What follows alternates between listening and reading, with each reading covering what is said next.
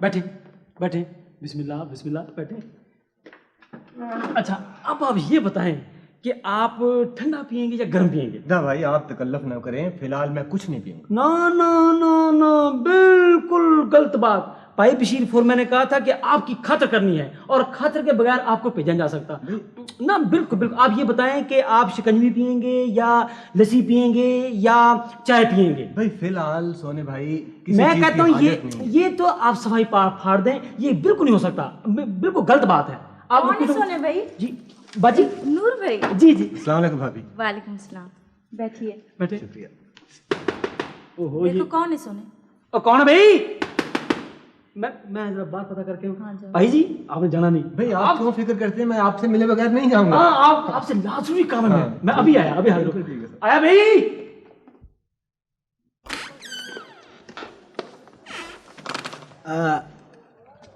بھائی وہ بشیر فورمین اندر ہے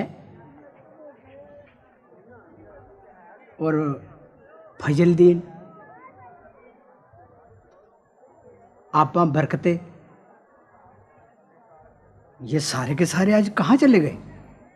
بھائی بشیر فورمین کا جو چھوٹا بھائی نذیر ہے نا, ہاں اس کے رشتے کے لیے گئے ہیں, لیکن یہ تو ان کے اندر کا معاملہ ہے. ہاں, وہ معاملے سے مجھے یاد آیا کہ مجھے دیگوں کی پکوائی کے پیسے ابھی تک نہیں ملے.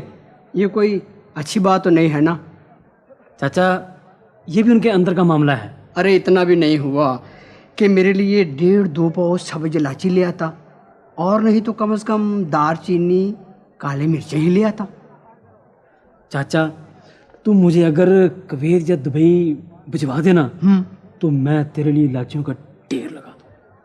اوہ یار, جاتے وقت سارے یہی بولتے ہیں ڈھیر لگا دوں گا, اور آتی دفعہ سارے بھول جاتے ہیں.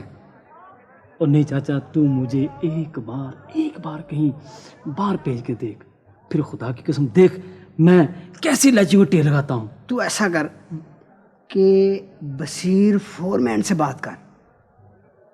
وہ اسے اپنے دوستوں یاروں رشتہ داروں سے ویل نہیں ملتا. اچھا بات کیا کروں؟ لو پھر تو ایسا کر کے اپنی بیوی سے بات کر, تیری بیوی اس کی بیوی سے بات کرے, پھر اس کی بیوی اس سے بات کرے.